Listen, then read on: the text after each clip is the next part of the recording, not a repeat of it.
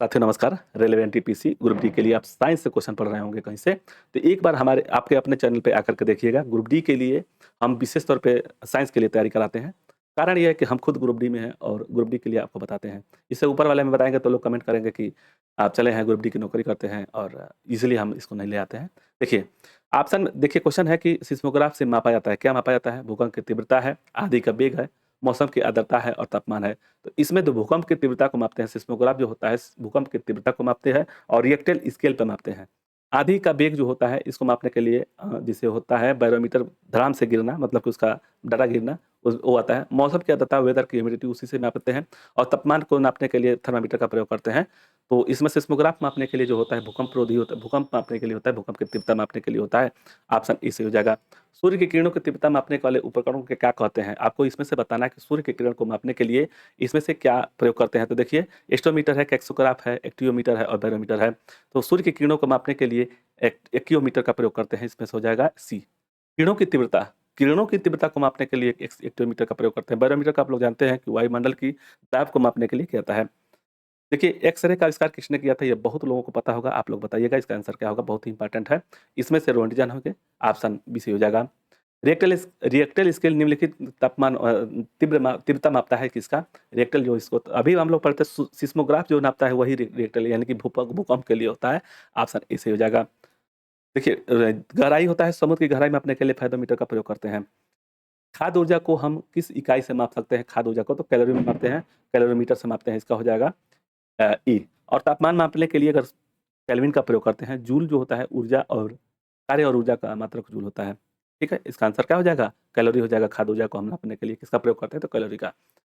CV Raman को उनके किस कार्य पर नोबेल पुरस्कार मिला था? तो प्रकाश की प्रकीर्णन का आधार जो माने थे उसका हल हो जाएगा। इसका आंसर बी से हो जाएगा। दिया हुआ है कि एक सरकारी शाकाहारी को अपने शरीर के लिए फास्फोरस कहाँ से मिल सकता है, ये आपको बताना है। तो देखिए, शाकाहारी को फास्फोरस जो मिलेगा वो दूध से मिलेगा। अभी हम लोग देखे थे सोयाबीन से सबसे ज़्यादा शाकाहारी जो मिलता है, शाकाहारी से प्रोटीन मिलता है वह सोयाबीन होता है और विटामिन ए जो मिलता है फिश से मिलता है। चलिए आगे देखेंगे, टेलीविज़न का आविष्कार किसने किया था? तो आपको बताना है कि टेलीविज़न का आविष्कार जे.एल. बियर्ड ने किए थे। ऑप्शन सी सही होगा। आगे देखेंगे, रडार का उपयोग किस लिए किया जाता है? तो रडार का उपयोग जहाज़ों, वायुयानों आदि को ढूँढने यानी कि मार्ग निर्देशन के लिए भी किया जाता है। इसमें हो जाएगा बी, आंसर बी सही हो जाएगा। लैक्टोमीटर एक प्रकार का क्या है? तो लैक्टोमीटर जो होता है, लैक्टोमीटर क्या होता है? तो दूध के घनत्व को मापने के लिए होता है। तो दूध क्या है? एक द्रव है और द्रव को मापने के लिए हाइड्रोमीटर का प्रयोग करते हैं। तो इसमें हो जाएगा हाइड्रोमीटर। यह लैक्टोमीटर जो होता है यह हाइड्रोमीटर के सिद्धांत पर कार्य करता है। डायबिटीज बीमारी शरीर के किस अंग को प्रभावित करता है? तो ये पेंक्रियाज को प्रभावित करता है, इसको याद रखिएगा। मतलब पेंक्रियाज अगर प्रभावित रहेगा तब जाकर के डायबिटीज होगा। इसका आंसर ई सही होगा।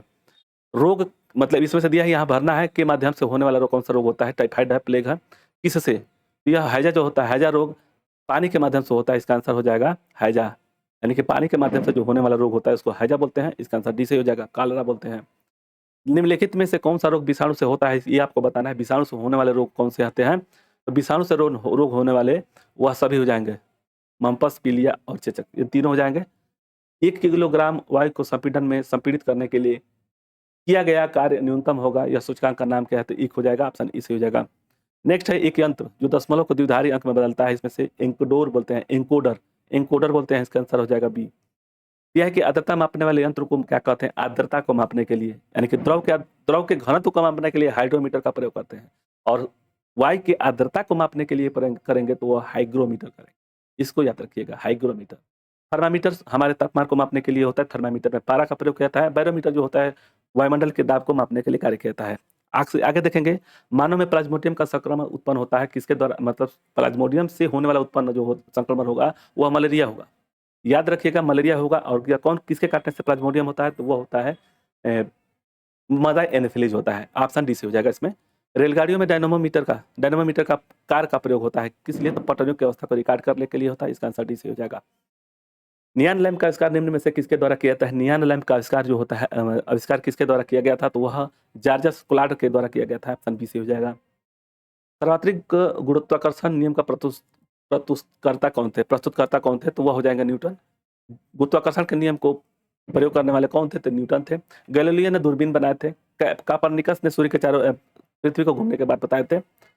यह है कि घड़ी में चाबी भरने की प्रक्रिया को घड़ी को क्या कहते हैं, स्थितिज ऊर्जा संग्रहित होती है। अगर घड़ी के चाबू को अगर चढ़ाया जाए तो उसमें स्थितिज ऊर्जा उत्पन्न होती है, इसका आंसर डी से हो जाएगा। गतिज ऊर्जा, जैसे कोई वस्तु चल रही है तो वह गतिज ऊर्जा उसमें रहता है, लेकिन किसी चीज़ को अगर यहाँ पे जैसे ज़मीन से हम यहाँ पे छोड़ दिए तो इसमें जो होगा, अगर इसको छोड़ेंगे तो नीचे चली जाएगी, तो जब धीरे-धीरे जाएगी तो वो गतिज ऊर्जा होगा, लेकिन यहाँ पे छोड़े हैं तो इसमें स्थितिज ऊर्जा उत्पन्न हुई है। उसी तरह से यह भी है, ऑप्शन इसमें डी सही हो जाएगा।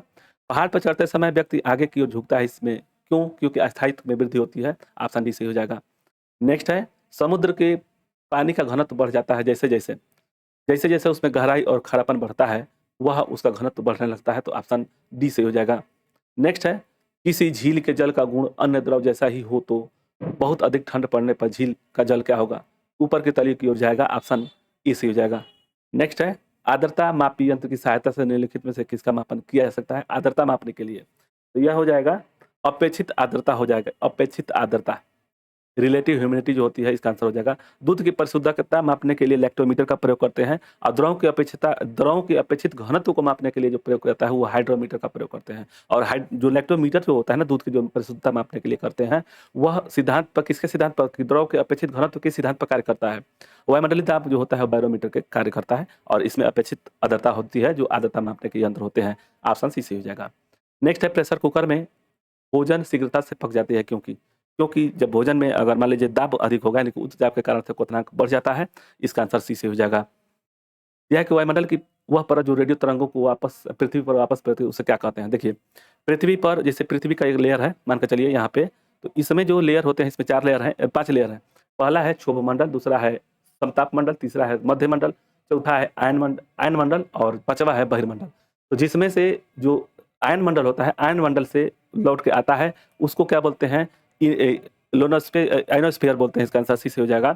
इसमें जो होता है, आयनोस्फीयर से ही जो रेडियो तरंग वापस आती हैं। क्षोभ मंडल में क्या होता है? तो क्षोभ मंडल में जो हमारे यहाँ बारिश हो गया या आंधी तूफान आता है, क्षोभ मंडल में आता है। क्षोभ सीमा नहीं, क्षोभ मंडल में, ये दूसरा चीज़ है। समताप मंडल में क्या होता है कि समताप का नाम ही समताप है, तो वहाँ पे हवाई जहाज उड़ाया जाता है। तो 3 चीज़ जान गए आप लोगों को, इसका आंसर सी से हो जाएगा। यह कि चंद्र ग्रहण तब होता है जब, चंद्र ग्रहण कब होगा? जब सूर्य और पृथ्वी के बीच में चंद्रमा आ जाए, सूर्य और पृथ्वी के मध्य चंद्रमा आ जाए, तब जा करके। सूर्य और चंद्रमा के मध्य पृथ्वी आ जाए, नहीं, सूर्य और पृथ्वी के बीच में चंद्रमा आ जाए, सूर्य और पृथ्वी के मध्य में चंद्रमा आ जाए, ऑप्शन बी सही हो जाएगा। नेक्स्ट है, ये चंद्र ग्रहण है। सूर्य ग्रहण कब लगता है? जब इसका विपरीत हो जाएगा, जब चंद्रमा और सूर्य के बीच में पृथ्वी आ जाएगा, तब सूर्य ग्रहण लगता है। देखिए, चंद्र ग्रहण तब लगता है यहाँ कि सूर्य और पृथ्वी के मध्य चंद्रमा आ जाए, तब, इसका आंसर बी सही हो जाएगा। समतल दर्पण द्वारा बना प्रतिबिंब क्या होता है? समतल जो दर्पण होते हैं वह आभासी होता है, याद रखिएगा, आभासी होता है, वर्चुअल होता है, इसका आंसर बी सही हो जाएगा। नेक्स्ट है, दंत चिकित्सक का दर्पण कौन सा होता है? तो यह अवतल दर्पण हो जाता है, इसका आंसर डी सही हो जाएगा। यह है कि ध्वनि की प्रतिबलता का निर्धारण उसके आयाम से करते हैं, ऑप्शन ए सही हो जाएगा।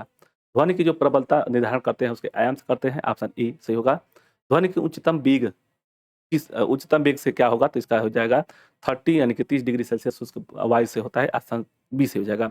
प्रतिध्वनि उत्पन्न का कारण क्या है? तो परावर्तन के कारण से होता है प्रतिध्वनि, परावर्तन यानी कि किसी सतह से टकरा के वापस आना, ऑप्शन ए सही हो जाएगा।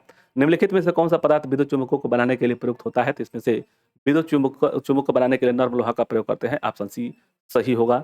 और इतना ही वीडियो था, इतना ही क्वेश्चन था। आप लोगों को वीडियो अच्छा लगेगा तो लाइक, शेयर और सब्सक्राइब करिएगा। मिलते हैं नेक्स्ट वीडियो में। धन्यवाद, जय हिंद, जय भारत।